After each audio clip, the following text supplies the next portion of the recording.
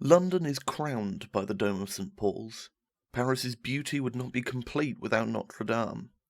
And for centuries, Lincoln was home to the tallest building in the world. This is the offering of Britain's second city.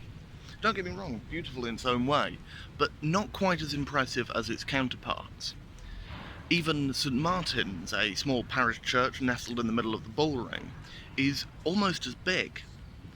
So why does Birmingham have such a tiny cathedral?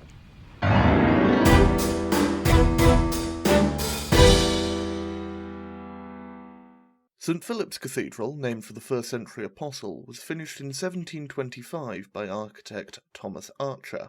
At the time, Birmingham looked like this. This small town in Warwickshire had a population just over 20,000, about the size of modern-day Edgbaston. I'm currently standing on what was, in 1725, the edge of Birmingham, on Newell Street, at the time New Hall Lane, 3 words. And what was, at the time, Mr. Joseph Joseph's Tavern is now Jojo Lounge, a city centre bar and restaurant. For scale, here I am on a map of Birmingham. The underlying point is that Birmingham, as many have already pointed out, is really big. A fact that I noticed when I arrived here from the charmingly bucolic backwater of West Devon nearly 3 years ago. It is important to mention that in 1725, Birmingham was nothing like as big as it is now. St Philip's looks like a little parish church because when it was built, it was one. The parish of Birmingham at the time wasn't even a significant parish, and no one would have expected it to be without the foresight to perceive the coming Industrial Revolution. However, the 18th century would be a period with great significance to Birmingham and the wider West Midlands. In 1781, the Severn would be bridged in cast iron, and the world would never be the same again. The factories and mines of the Black Country, the adaptability of Birmingham's artisans, and the town's rise as a financial centre made the area Britain's best place to do business.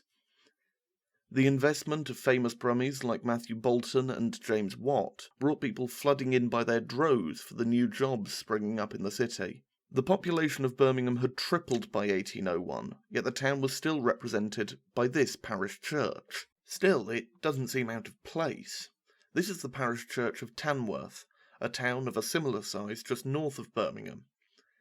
The 19th century, similarly, would not be a quiet one for our beloved Brummagem. This growing industrial powerhouse would stand at the centre of such momentous events as the Days of May, when the Birmingham Political Union met here on Newell Hill, leading to the Great Reform Act of 1832. This town's growth had turned into a runaway train, possibly one built by Boulton and Watt. Railways to London and Crewe would prove the first of their kind in the world, while a canal network which first sprang up in the 1820s would lead to Birmingham having more than Venice, which is the first interesting fact any Brummie will tell you as soon as you arrive here. In 1900, when this burgeoning metropolis's population was reaching 500,000, Birmingham got its own university, just 11 years after being declared officially a city. Becoming a city meant, by a quirk of British law, Birmingham would need a cathedral, and standing at the centre of this new bustling metropolis that people from all corners of the world called home, was a lowly parish church, St Philip's.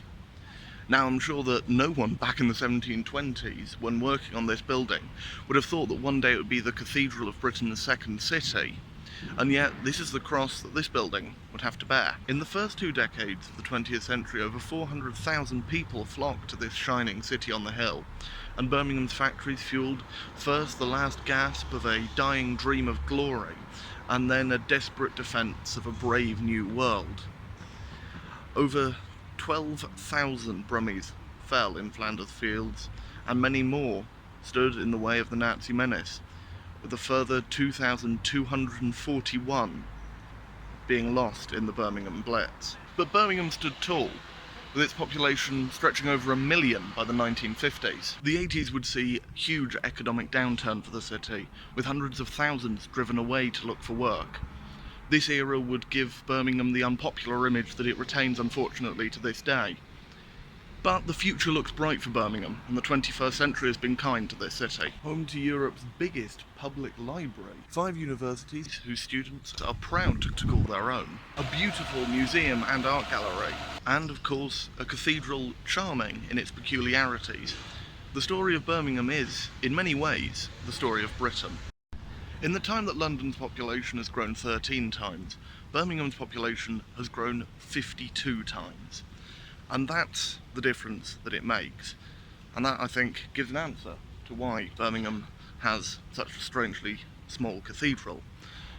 But for my other question, I think we can sum up the story of Britain in many ways the same way that we sum up the story of this cathedral. Built around the 18th century, yet the soul of this city was forged in the fires and the mills and the struggles of the past 3 centuries. People from all corners of the world have stamped their mark on this city, and will do for the foreseeable future. But who knows? Who knows what old Phil will see in another 300 years? I'd like to thank all of you for watching, especially if you've made it all the way here to the end. This video was great fun to make, and it's a really interesting new chapter in my life starting out on a YouTube channel. Obviously this is a very new channel, so I'd appreciate any of you who like and subscribe following that video, just to sort of boost the numbers up a bit, really. That sounds really beggy, but anyway. And obviously there are some acknowledgements here at the end and a list of my sources, so go and check them out for a better and more comprehensive view of anything I've talked about here. I've got some new videos coming up in the near future about related topics and some sort of footnotes from this video, so I hope to see you there. Again, thank you very much for watching, and goodbye.